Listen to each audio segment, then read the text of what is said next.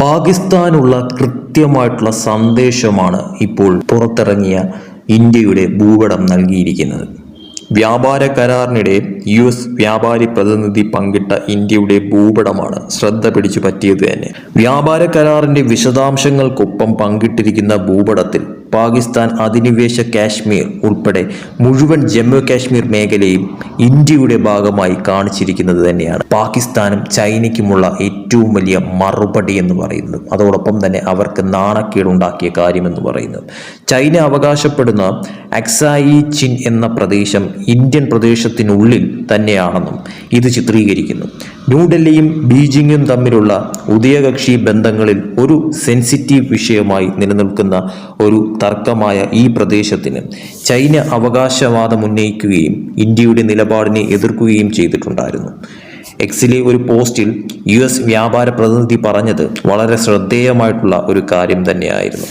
അതോടൊപ്പം തന്നെ ജമ്മു കാശ്മീർ ഇന്ത്യയുടെ അവിഭാജ്യ ഘടകമാണെന്നും അതിൻ്റെ പരമാധികാരത്തിന് ബാഹ്യ സ്ഥിരീകരണം ആവശ്യമില്ലെന്നും ഇന്ത്യ സ്ഥിരമായി വാദിക്കുമ്പോൾ ഈ ചിത്രീകരണം മുൻകാല US ഗവൺമെന്റ് ഭൂപടങ്ങളിൽ നിന്ന് വ്യതിചലിക്കുന്നു.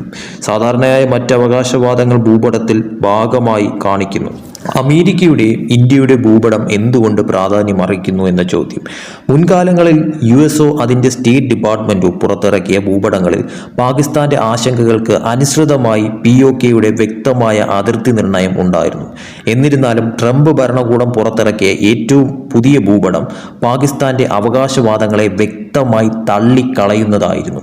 പ്രക്ഷുബ്ധമായ ഒരു കാലഘട്ടത്തിന് ശേഷം ട്രംപിന്റെ മുൻകാല തീരുമാനങ്ങൾക്ക് കീഴിൽ ഇന്ത്യയും USഉം ബന്ധം പുനഃസ്ഥാപിച്ചതിനാൽ ഈ സമയക്രമവും നിർണായകമാണ്. വ്യാപാര കരാർ പ്രതിസന്ധിക്കിടയിൽ ട്രംപ് ഇന്ത്യക്ക് 50% താരിഫ് ചുമത്തിയിരുന്നു. ഇത് USന്റെ സഖ്യകക്ഷികളിൽ ഏറ്റവും ഉയർന്നതാണ്. വ്യാപാര കരാർ പ്രകാരം ഇപ്പോൾ അത് വെറും 18% കുറച്ചിരിക്കുന്നു. ഏഷ്യൻ രാജ്യങ്ങളിൽ തന്നെ ഏറ്റവും താഴ്ന്നതാണ് ഇതെന്ന് പറയുന്നു. ഇപ്പോൾ അമേരിക്ക പുറത്തുവിട്ടിരിക്കുന്ന USTR ഭൂപടത്തിൽ അഭിപ്രായം പറഞ്ഞിട്ടില്ലെങ്കിലും POK അവകാശപ്പെടുന്ന പാകിസ്ഥാന് ഇതൊരു നാണക്കേടാണ് എന്ന കാര്യം 100% ഉറപ്പാണ്.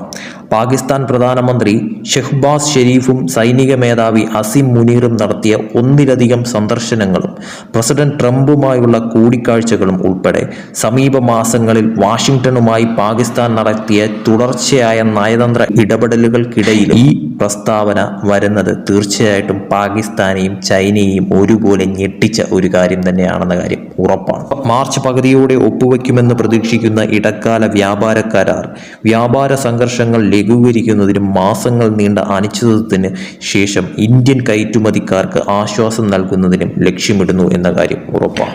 എന്തായാലും മോദി ട്രംപ് കൈകോർക്കലിൽ ഇപ്പോൾ ഏറ്റവും വലിയ തോതിൽ തിരിച്ചടി ഉണ്ടായി നാണക്കേടുണ്ടായിരിക്കുന്നത് ഇപ്പോൾ പാകിസ്ഥാന് തന്നെയാണെന്ന കാര്യത്തിൽ സംശയമില്ല. അതോടൊപ്പം തന്നെ ഈ ഒരു ഭൂപടം കൂടി ഇപ്പോൾ പുറത്തു വിട്ടതിൽ പിന്നാലെ അതൊരു ഞെട്ടലായി മാറുന്ന തരത്തിൽ ചൈനയ്ക്കും പാകിസ്ഥാനും ഒരുപോലെ മാറിയിരിക്കുന്നു.